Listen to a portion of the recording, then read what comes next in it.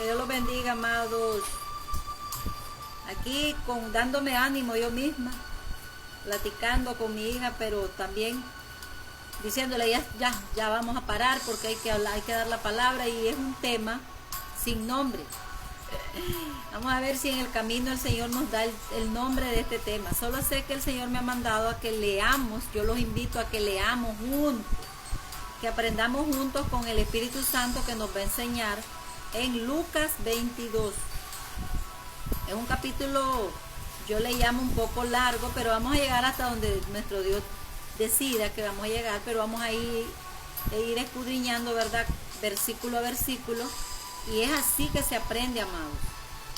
Muchos se corren de los mensajes largos, pero es ahí donde se aprende. Hay que tener la Biblia en la mano y poder confirmar lo que el Espíritu Santo nos está hablando. Si no, soy yo. Lo que no está en la Biblia, entonces soy yo. Eso rechácelo, pero agárrelo, que cómase lo que es de Dios. Gloria a Dios por su palabra. Entonces dice aquí el Señor, a Dios es la gloria. No nos olvidemos de eso. Por medio de Jesucristo. Estaba cerca la fiesta de los panes sin levadura, que se llama la Pascua. Ya sabemos que esta es una práctica que hacen los judíos hasta hoy. Entonces en el tiempo del Señor igual se celebraba. Hasta Él hacía eso. Porque la Biblia dice que Él vino a cumplir todo lo que estaba en la ley. Y esto era un mandamiento de la ley. Entonces se celebró a partir de que el pueblo de Israel fue sacado de Egipto. Y simbolizaba, porque ellos comían hierbas amargas y todo eso. Investigue más profundo, yo quiero avanzar. Simbolizaba la muerte del Cristo. Era cuando ellos también comían el cordero. Investigue, por favor, amado. No se quede con la poca información que a veces damos en los mensajes en las iglesias o ahora en las redes sociales. Es necesario que usted investigue bien por qué se celebraba la Pascua. Pero esto era una,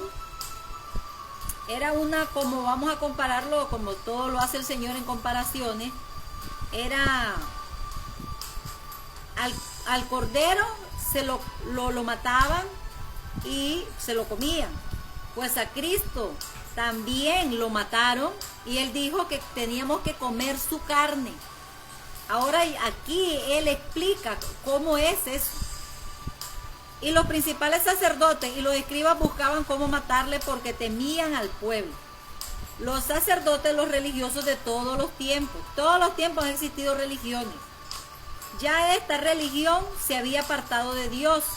Primeramente sí obedecían a Dios, pero ya esta gente se había hecho perversa y estaban muy lejos de Dios. Por eso el Señor les habló de muchas maneras. Usted puede también investigar eso. En Malaquías es uno de los libros donde el Señor los trata duramente a ellos y les dice ladrones y les dice un montón de cosas. Entonces aquí ellos quieren matar al Mesías porque no les convenía este Mesías. Ellos esperan otro Mesías, uno que se fuera en un gran caballo y con ejército a matar y a destruir a los que los tenían oprimidos por el pecado de ellos mismos. Pero este Mesías vino, era un Mesías raro para ellos. Vino hablando de arrepentimiento a ellos. Que ellos eran los que tenían que arrepentirse, no los enemigos de Israel. Entonces este Mesías ellos lo rechazan. Un Mesías que vino haciendo milagros, sanando a enfermos. Vino en contra de la religión de ellos. Donde cuando el Señor hacía milagros el día sábado, que era el que ellos guardaban, entonces ellos lo criticaban porque para ellos no debía de haber hecho un milagro, sanar a un cojo, a un ciego. Para ellos que siguiera la gente mal. Pero este Mesías vino, como le digo, un Mesías raro. Él revolucionó esa religión de ellos. Todo lo contrario a lo que ellos practicaban. El Señor habló de amor y a ellos les gustaba odiar. Odiaban a los que no seguían su religión, les decían perros y un montón de cosas. Porque ellos se creían más. La gente religiosa nos creemos más. Me voy a incluir yo para que usted no se enoje. La gente religiosa somos buenos para condenar a los demás. Se nos olvida que igual nosotros estamos en este cuerpo de muerte heredado de Adán y Eva, y sin Dios no somos nada. A ellos se les había olvidado eso. Y maltrataban a los que llegaban a vivir a su tierra. Y por eso Dios les deja pasar por donde estaban pasando, oprimidos y dominados por el imperio romano, por el pecado de esta gente. Entonces quieren matar al Mesías. Ellos también, conocedores de la palabra, sabían que él iba a venir a morir. En Isaías lo dice, que como un cordero iba a ser llevado al matadero. Ellos cumplen esta profecía, amados. Pero era necesario que el Cristo muriera. Y dice acá, y los principales sacerdotes buscaban, pero le temían al pueblo. Y entró Satanás en Judas, que era uno de los 12, de los 12 discípulos, de los 12 que iban a ser apóstoles todos. Pero como él entrega, ya Dios lo sabe todo. Y en la profecía está cerca de él. Como él entregó al Señor, no fue apóstol, porque él mismo se quitó la vida. Y entró Satanás en Judas, por sobrenombre Iscariote, el cual era uno de los 12. Y este fue y habló con los principales sacerdotes y con los jefes de la guardia de cómo se lo entregaría. Los religiosos estaban endemoniados. Para él hacer esto tenía que tener demonio. Y viene Satanás, entró en él. Así que si usted está odiando, si usted quiere que alguien muera, aunque sea un creyente, y usted quiere que alguien muera, o un amigo, o un vecino, o alguien en cualquier lado, aunque sea una persona mala, pero usted está deseando la muerte, que usted esté endemoniado. ¿Y cómo puede dejar de estar endemoniado? Arrepiéntase. Y Dios le va a sacar esos demonios de su vida y va a poder entrar el amor de Cristo. Un endemoniado no va a entrar al reino de los cielos, ya se lo digo de una vez. Si usted está odiando, sea que se llame cristiano o no, usted está odiando, está endemoniado. Estos religiosos estaban endemoniados y este hombre se endemonió. Estuvo oyendo la palabra de Dios mientras Jesús se la enseñó por 3 años y medio.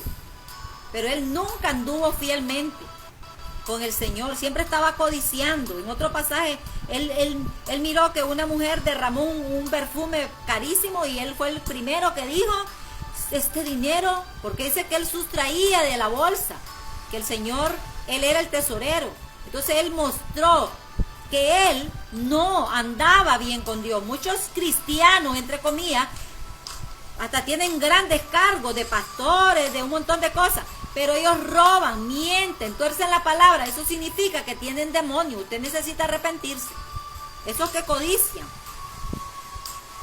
Ellos se alegraron y convinieron en darle dinero. ¿Qué lo atraía a él? El dinero. O en este tiempo hay esos que se dicen apóstoles y profetas. Denles dinero y ellos dicen, me lo estás dando a mí para Dios, dice. Hace rato mi hija me decía a mí que, porque yo le decía que dar en la congregación es para Dios, y ella me dice, no es para Dios porque él no necesita dinero. Es verdad, le digo yo, pero su obra se mueve con dinero. Sí, porque la obra de Dios incluye, le decía yo a ella, el gasto, el pago de la luz, en una casa donde nos vamos a sentar, también en la sillita donde está sentado se mueve y se compra con dinero. Pero el avaro no quiere dar para la obra de Dios. Y lo que ella dice es verdad, Dios no necesita tu dinero, pero si su obra quiere el Señor que des con alegría para que su obra marche. Cuando vamos a evangelizar, cuando se hacen campañas, se mueve con dinero. Se invierte en los folletos que vamos a darle a la gente para invitarlo, eso se gasta dinero. Así que los hijos de Dios damos dinero, porque con dinero se mueve todo aquí en el mundo. Y el que no da es que está en pecado, es un avaro. Y los avaros no van con Dios tampoco, ni los mentirosos y etcétera. Entonces dice que ellos se alegraron, le ofrecieron dinero al hombre, ¿verdad? Dice, y él se comprometió en buscar, y él se comprometió con ellos cuando le ofrecen el dinero. Y él buscaba una oportunidad para entregárselo a espaldas del pueblo. Todo era escondido. ¿Por qué? Porque el pueblo amaba al Señor, porque sentían que este hombre traía algo nuevo. El pueblo creía, los religiosos no, pero muchos creyeron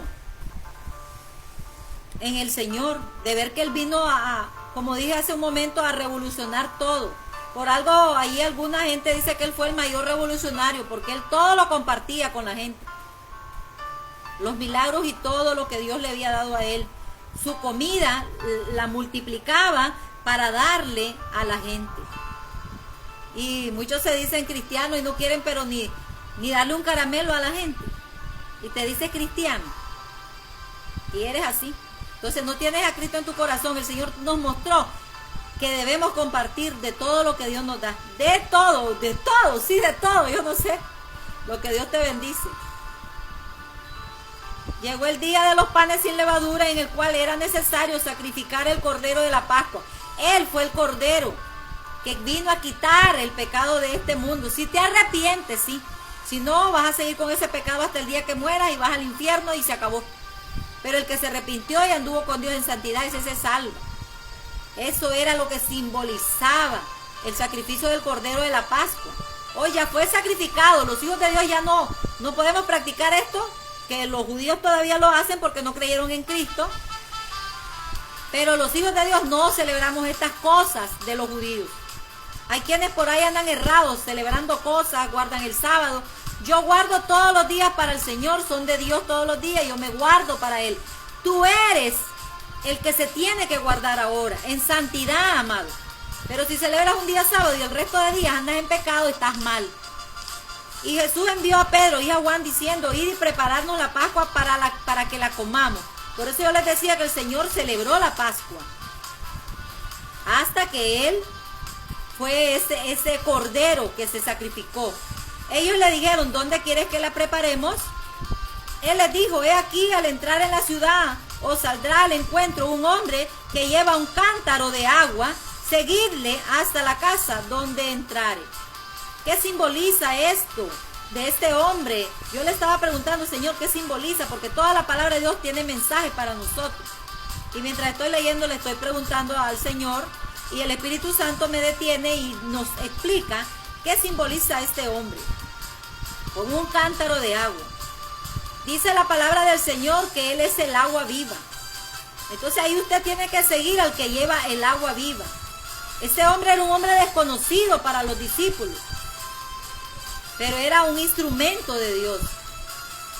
Usted y yo somos instrumentos de Dios para dar el agua viva. Cuando predicamos la palabra, usted está recibiendo agua viva, porque la palabra de Dios es Dios el que nos habla con su Espíritu Santo. Ellos lo siguen, dice. Seguidlo hasta la casa donde entrare. Amados, sigue a los hijos de Dios que damos buen testimonio, y me voy a incluir yo. Pero si miras que yo doy mal testimonio, no me sigas. No me sigas, sigue a Cristo. Tus ojos deben de estar puestos en el autor y consumador de tu fe. Yo te voy a fallar, pero Cristo no te va a fallar. Y decida al padre de familia de esta casa, el maestro dice, ¿dónde está el aposento donde hemos de comer la Pascua? Yo y mis discípulos, dice. Entonces Él os mostrará, esta es otra pregunta que yo le hice al Señor, entonces Él os mostrará un aposento alto, ya dispuesto, preparado allí. Mira, ya todo estaba preparado, dice. Ya dispuesto estaba el aposento. Y ellos iban a preparar ahí la comida y todo lo que ellos iban a hacer la Pascua.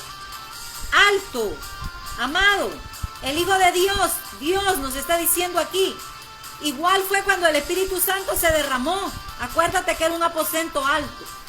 Dios nos dice que no andemos de arrastrados en las cosas del mundo. Andemos siempre en la altura de lo espiritual, que es Cristo Jesús. Si has pecado, te has arrastrado en este mundo, en estas celebraciones paganas, amado, Dios hoy quiere que estés con Él. En lo alto, en lo santo, en lo justo, en lo que es bueno y es agradable a Él. Y también vas a ser agradable a aquellos que creemos en el Señor. Para el mundo vas a ser tonto, para el mundo vas a ser anticuado, para el mundo vas a ser antisocial, porque así me han dicho a mí, hasta yo a veces me creo antisocial porque yo me le corro a esas cosas, porque a Dios no le agradan. Entonces huye, amado, huye de esas cosas que te van a llevar al infierno. porque te van a arrastrar en lo pagano, en lo mundano. Tienes que andar en lo alto, en lo espiritual, aunque para el mundo no le guste. Pero agrada a tu Señor, agrademos a nuestro Señor. Ya está dispuesto para nosotros esta bendición. Pero si nosotros la rechazamos, perdemos nosotros. Fueron pues y hallaron como les había dicho y prepararon la Pascua. Cuando era la hora, se sentó a la mesa y con él los apóstoles. Y les dijo: cuánto he deseado comer con ustedes esta Pascua antes que padezca.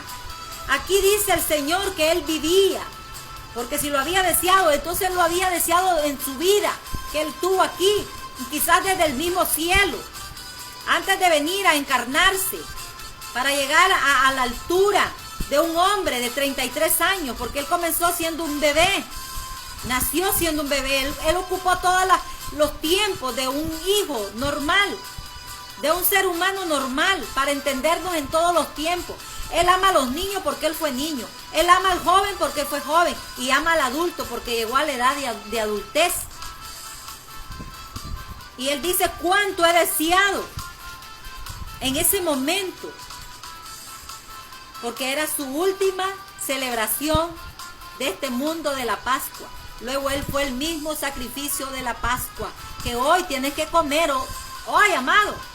No es por el tiempo del mes en el que se celebra la Semana Santa. Yo le digo la Semana Zángana, porque es cuando más la gente se dispara a ir a pecar.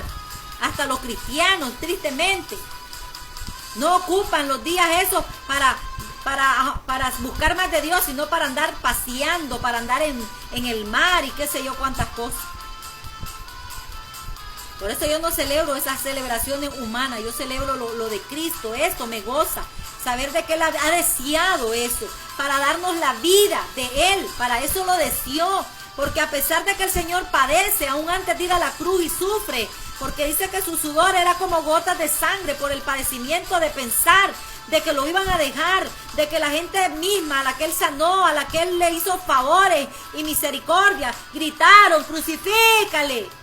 Por eso Él sufre, Él no tiene miedo, Él no puede sentir miedo. Yo le decía a mi hija: el Señor nunca pecó, solo nosotros sentimos miedo por pecadores, porque dudamos de Dios. Él sufrió, y sufrió tanto con esas gotas de sangre, porque sabía que su Padre lo iba a dejar. Porque así pasó cuando él carga todo el pecado de nosotros, mugroso. Allí iba violaciones, ahí cargó violaciones el Señor. Él ocupó tu lugar de violador, de mentiroso, de ladrón, adúltero, asesino, etcétera. Todo eso fue sobre Él. Y es cuando Él clama y le dice: Padre, ¿por qué me has desamparado? Porque el Padre, que es santo, no podía estar en ese momento con su Hijo, y Él tiene que dejarlo. El Espíritu Santo en ese momento, no sé, pero lo dejó. Y es ahí donde Él siente que se está muriendo y muere. Entregó su alma, su espíritu. Y ahí dice: consumado es. Cargué tus pecados, dice el Señor. Cargó mis pecados, dice el Señor. Consumado es. Ya cargué tus pecados. Ahora solo te queda creer en mí. Amado, ¿quieres que el Señor ya se te quite esa carga que tienes encima, de que te lleva a la muerte y condenación eterna? Cree solo en Él. Eso dice Él. Al que cree, Dios le dará vida eterna. Él había deseado ese momento, aún a pesar de lo que él iba a padecer. Porque os digo que no la comeré más, hablando de esa Pascua, no la comeré más, de esa cena con sus compañeros los apóstoles, que él había ya preparado para que predicaran en todos lados. Dice él que no va a volver a comer con ellos hasta que se cumpla en el reino de Dios. Entonces ahí va a haber cena, vamos a comer con el Señor, amado. No solo le está diciendo a los discípulos, sino a los que hemos de creer en Él, a los que hemos creído en Él. Y si vas a creer y estás creyendo, también tú vas a tener esa hermosa bendición de comer con el Señor, aleluya. Y habiendo tomado la copa, dio gracias. Tenemos que dar gracias a Dios por lo que comemos. Esto es un ejemplo de Jesús. Siempre que él iba a comer, él daba gracias al Padre. A veces somos bien mal agradecidos, y yo lo he hecho. Estamos comiendo y estamos con el celular a la par, le damos más atención al celular que a la comida. Y habiendo dicho esto, dio gracias y dijo, tomad esto. Compartió con los discípulos, porque era la simbología de que tenían ellos que comer y beber su sangre. De manera espiritual, tomar esto y repartirlo entre ustedes.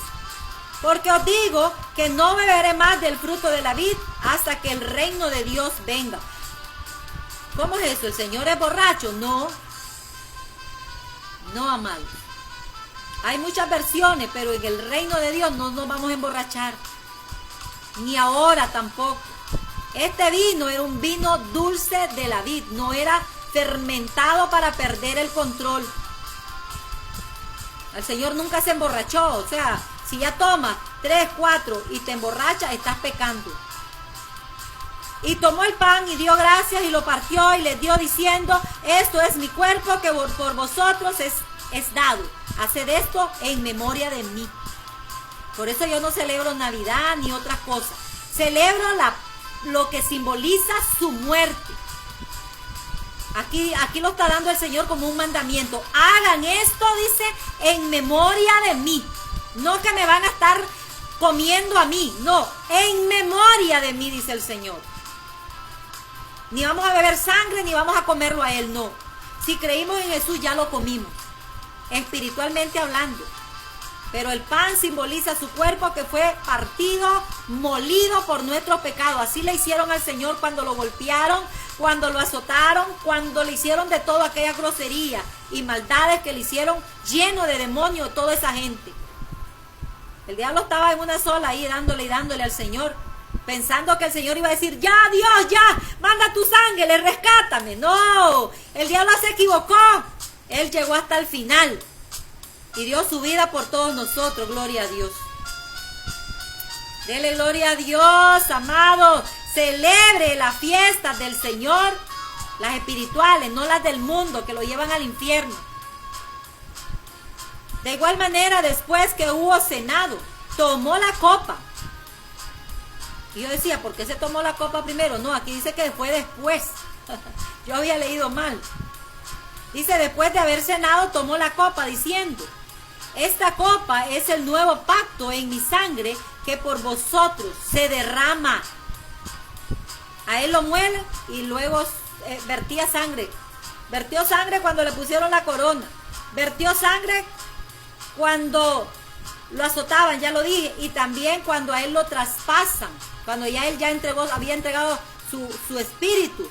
Lo traspasaron y la Biblia dice que echó agua y sangre.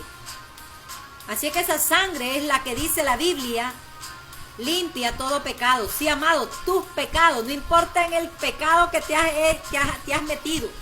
Si hoy crees en Jesús y te arrepientes, Cristo te limpia con esa sangre, porque esa sangre solo Él la tiene, para derramársela sobre aquella persona que se arrepiente. No es que yo voy a decir, te cubro con la sangre de Cristo, hijo, o familia, o vecino. Yo antes usaba esa palabra porque la había aprendido de otros. Pero eso no está en la Biblia, eso es antibíblico. Y lo que es antibíblico es una práctica del diablo. La sangre de Cristo solo Él la va a derramar en un corazón que se arrepiente de verdad. ¿Cómo yo te voy a derramar sangre? ¿Dónde hay sangre? ¿Dónde está la sangre? Solo Él la tiene. Es hora que la palabra de Dios se predique como es. Más he aquí la mano del que me entrega. Está en mi mesa, dice. Está conmigo en la mesa. A la verdad el Hijo del Hombre va según lo que está determinado. Pero hay de aquel hombre por quien es entregado. El apóstol Pablo dice en 1 Corintios, donde el Señor dice que a él le dijo que se tenía que hacer también la cena, porque fue un apóstol que no anduvo con él los 3 años y medio. Y el Señor le enseña a él cómo va a hacer la cena.